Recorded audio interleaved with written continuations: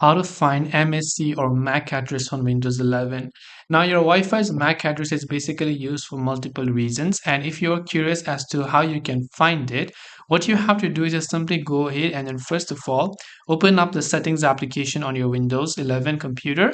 Once you open the settings app, on the left hand side, you will find this option that says network and internet on the top left. So you want to simply go to network and internet option. And as you have done that, on the right hand side, you can see your Wi-Fi settings. So if you're connected to Wi-Fi or Ethernet based on what you're connecting, simply select the settings. And from there, you'll find the option called hardware properties. So you want to go to hardware properties. When you're on your Wi-Fi's hardware properties and scroll down here, you can see an option called physical address. This address also indicates that it is a MAC address. So whatever you see on the right hand side, that is basically your MAC address or your physical address of your Windows computer or your Wi-Fi. So I hope this video helped you. If you have got any further questions, feel free to leave them down below. Thank you for watching till the very end and see you soon in the next video.